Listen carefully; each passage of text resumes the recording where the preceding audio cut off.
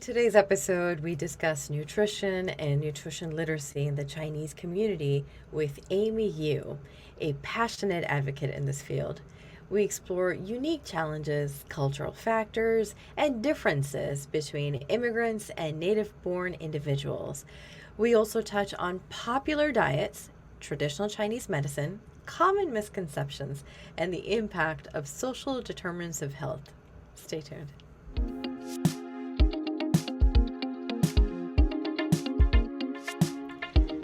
Amy is a nutrition counselor, educator, author, speaker, media dietitian, and the founder of Libra Nutrition since 2008.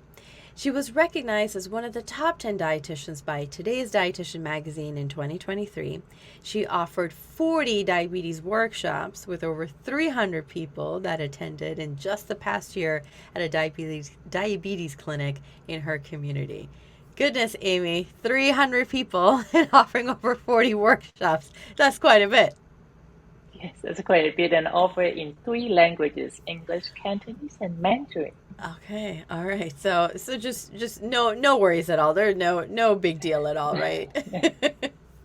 So, Amy, diving into the podcast, and can you tell us a little bit more about your background and just what made you become so passionate about advocating for nutrition literacy within the Chinese community?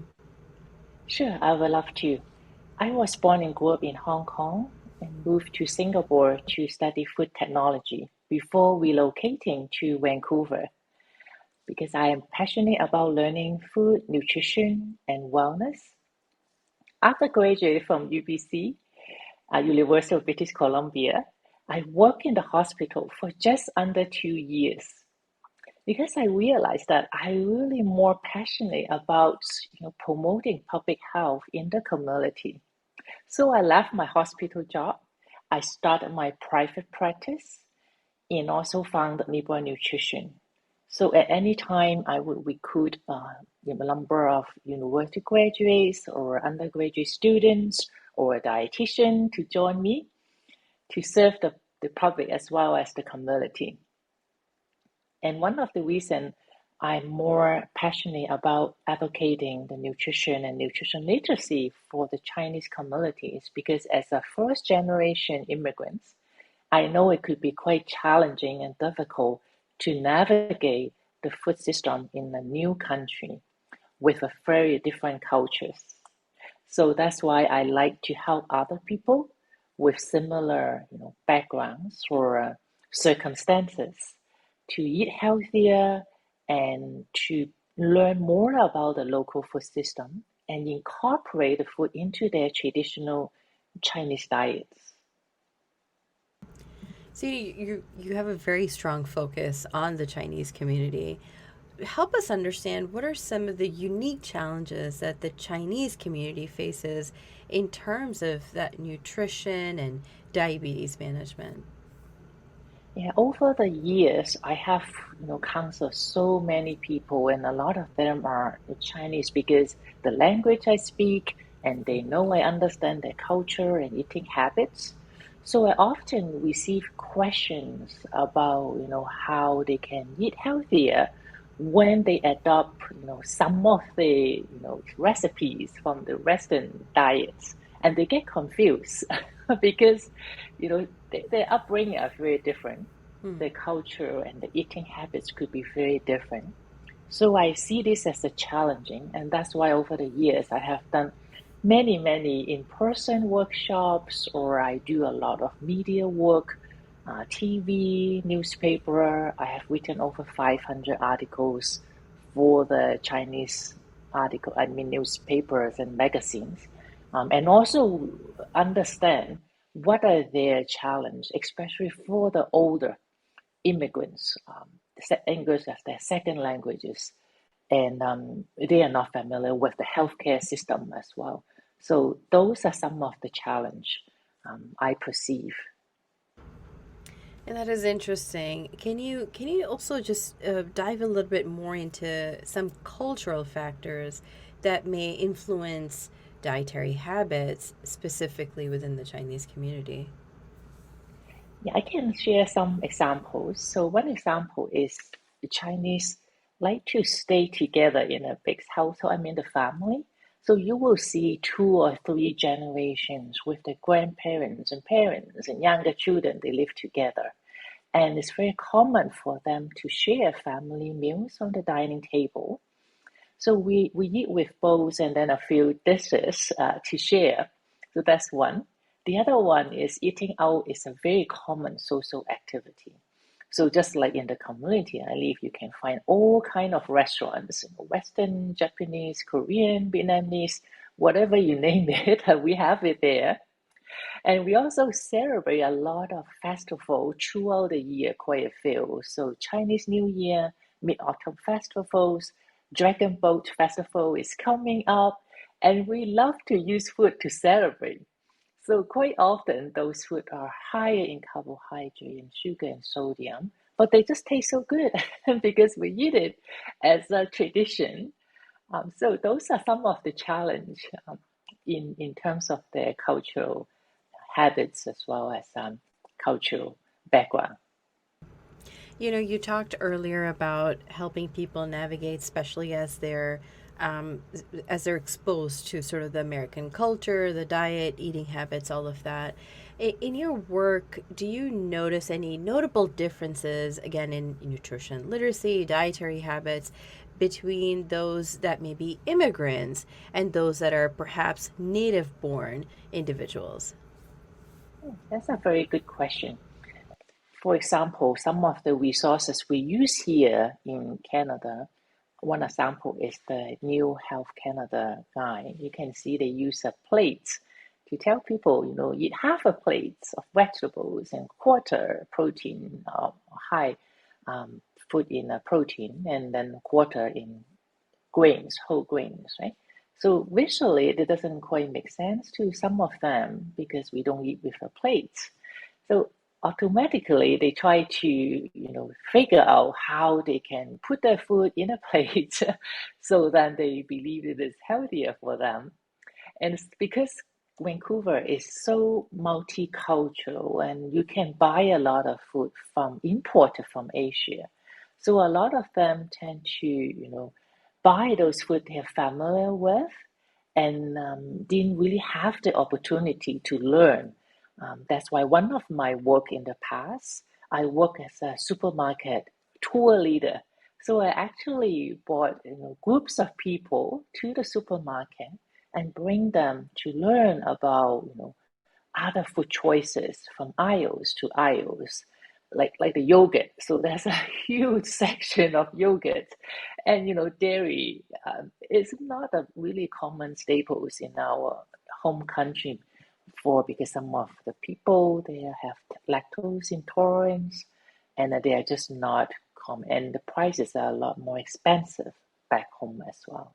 So this is just some of the examples I can think of when it comes to the cultural difference or the nutrition difference in different cultural groups.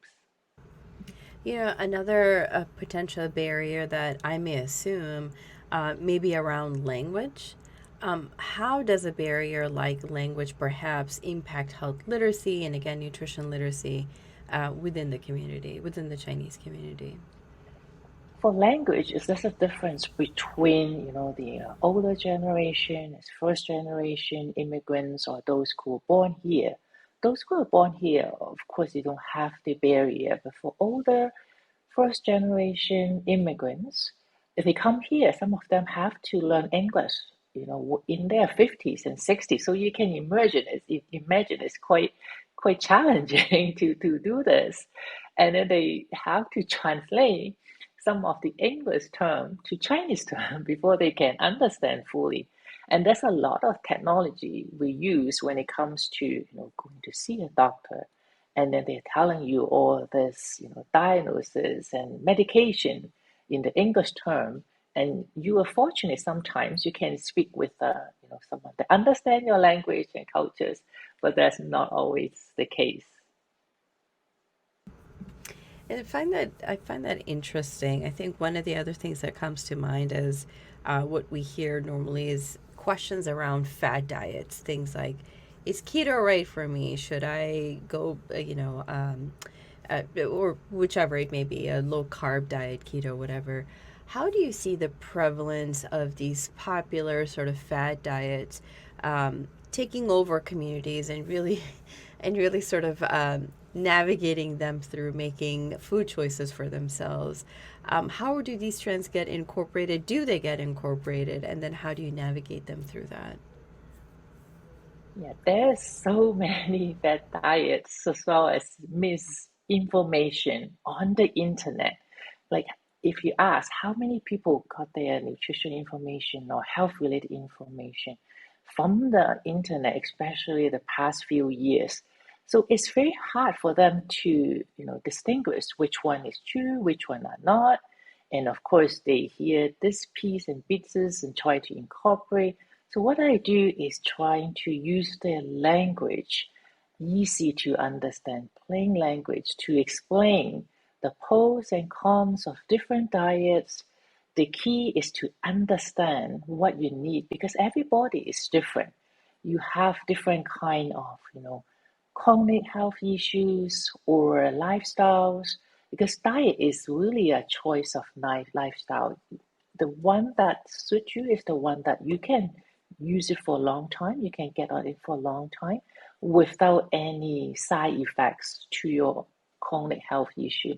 One example is for if you have diabetes, if you go on a keto diet, you cut out a lot of the carbohydrates, whether it's complex carbohydrates or simple carbohydrates, then you tip the scale, your cholesterol will become high because they thought they can eat like deep fried chickens and fatty meats only, in addition to whatever they eat. So that could be quite challenging. A lot of time when I do media work, the Mm. listener call in to the radio station and ask, what do you think about keto diet? What do you think about intermittent fasting? So we got a lot of those questions, and Mm. that's why I have written a lot of articles and interview to explain how you could, get the benefit of some of them. You Mm-hmm. don't have to follow them, Mm-hmm. 100%. Mm-hmm. Mm-hmm. Which also takes me to another question. I know, so I come from the South Asian community, and within that community, there's a lot of emphasis on herbal medicines. And I know the Chinese culture also looks to that. How, again, how do you address traditional Chinese medicine and overall Eastern medicine in relation to nutrition and diabetes management? And how do you really incorporate, or do you incorporate these practices into your own work? Well, I grew up in a Chinese family, very traditional family. And I still remember my mom used to boil bone broth. In the past few years, bone broth become so popular, right? I said, oh, I have been drinking bone broth since the age of 3 or 4 years old. And we goes to traditional Chinese medicines, doctors as well. So I myself believe in it, and I have witnessed a lot of the patients that come to me. They, receive the benefits by going to, acupuncture or traditional Chinese medicine herbs. So as a dietitian, what I do is I explain what are those herbs are by learning from actually from a registered traditional Chinese medicine doctor. We work together very closely because I want to understand what is their rationale, how they treat people, what are the recommendation they give to their patient. So if they tell people this list of food are good for you, and then I would try to understand if they might or might not have all the nutrients they need from the Western medicine kind of angle. And also trying to figure out if there are any herbs and medication interaction.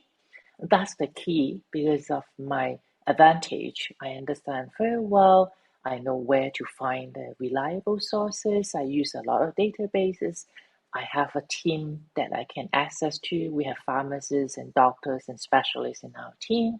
So I provide sort of comprehensive care to those people who choose to go to traditional Chinese medicine or alternative medicine as their part of their treatment. And I like your approach, and what you're saying is it's not to say that it's all or none. It is you first learn about it, and then from there, you help the person navigate how that can be useful to them, how it can add value to them. And of course, then also navigating to say, like, it isn't a substitute for what other things are supposed to do as well. That's And then, right. That's right. right? And then, how do you navigate when as you're working with individuals? Because individuals, oh, medicine that they hook me in there, it doesn't work, or this other alternative that I have will work better because it worked for a certain family member. And again, I just base this on what I see in the South Asian culture time and again. Do you come across anything like this? And again, how do you help people navigate that? All the times. Well, first, I thank them for telling me what they are using because it takes courage, right? Sometimes what they believe, they don't know how the healthcare professional will perceive. So, and also listen, really listen carefully and effectively. Understand why they do that. There must be a reason, right? So maybe they have some side effects they get from the Western medication, or they cannot really afford because drugs could be expensive. One example is I can share with a story with you is one of my clients with diabetes went on Ozempic and he lost a lot of weight and he has no energy. And so that's why he come to me and he's also trying to seek other help from the traditional Chinese medicine to see if he can get off or reduce the dose of the Ozempic so then he can gain his life back because he's working part-time, he has no energy to go out and do the things he used to love. So that's some of the challenge I hear from my patient. My next question to you is more centered around some misconceptions that if you could share with us. Are there any misconceptions or myths about nutrition, diabetes management within the Chinese community that you commonly see? And again, how do you address them within your practice? Often when I ask people, how you feel when you were told you have diabetes or heart diseases or other chronic health issue, the first thing they ask is, do I have to give up my favorite traditional food, rice, noodles, breads and buns, and then can they still have it or enjoy it? Because it's difficult to cook or eat with your family if you're on a very restricted diet. Again, another story, one of my clients went to a weight loss clinic and he was told us you cannot have noodles anymore because what the healthcare professional done was to Google. So that kind of noodles, oh, that's a lot of carbohydrate and you're not supposed to eat it. But apparently it's okay to eat pizza. So she got really confused and was struggling with it. So some of the myth is, they felt that they have to be going on a diabetic diet, which is very different from what their family eats. So those are some of the myths. And I think you pointed out to something that is so intrinsic within the way healthcare operates, which is the immediate no, you cannot do X, right? And not nine times, but for the most part, it tends to be those types of foods that there's perhaps not as much familiarity with, which is what a health professional may say, no, you cannot eat that, just because there, again, there's that familiarity that's lacking. How do you help with some of this conflicting information, right? To where that health professional is telling them, no, you cannot eat noodles, but yeah, pizza, you can have it occasionally, which I find so intriguing. And then with what you are saying, which is to say, it is okay. This is what the path looks like. But how does one, as a patient, really try to navigate sort of that conflict in trying to, and which I think is just terrible, where we have to put a person in a position to pick between their culture and their health. Yeah, that's a very good question. Um, I think what they do sometimes is they go back to their home country to try to get information how to manage certain diseases because the language, this language they use, the food they eat. However, if they do that, sometimes they might be different. If the healthcare system are very different, they might not understand how like Canadian work here. Some of the medication may be different, so then they get more confused because there's more difference between the two countries, or the healthcare system. So what I do is I've tell them, what they can eat more instead of what they cannot eat. Once they open their mind, they know that, that's what I eat. How about you adding this one and adding that one? So a lot of the handouts I created myself. I'm very cultural specific. I make the handouts available in Chinese as well as I use common food they would know. And I also include, if you go out for dim sum, I don't know if you're familiar with dim sum. Dim sum is something you enjoy, sweet, savory, dedicated, items that you enjoy with tea. So when I tell them, when you go for dim sum, that's kind of food you can eat, and you can order a plate of, the green leafy vegetables to enjoy with your family. So if you go with your family, the portion size automatically are smaller. So again, it's not all or none. It's how much you eat it, what is the portion size, and what you do after enjoying a big dim sum lunch. We go for a walk together, and we have a lot of beautiful parks and natures here in our environment. And I like that attitude again, to where it's not all or none. Enjoy what you need to enjoy. Enjoy, especially within the context of a culture that is so that has this not individualistic, but more of that collective way of eating and sharing experiences. You talked about going out and having dim sum, from food to even doing activities together. Can you next speak to the impact of social determinants of health? And I feel like it's a word that gets thrown around, especially when it comes to communities of color. But help us understand more along the lines of health literacy, and again, access to healthcare, and even language barriers that we referred to earlier on nutrition and diabetes management, again, as it impacts the Chinese community. Yeah, those are very complex factors and depend on who you work with. In my work, I work with a lot of seniors, older immigrants, and they have lower socioeconomic status. They might not have access to a car. So those are some of the challenge I help them navigate. For example, if they don't have the resources to find a dietitian of their own culture or understand the food to work with, then I tell them what are the free resources they can use. We have a free hotline, BC Health Link, and they provide over 150 languages. So I tell them you can call them and they can speak your language.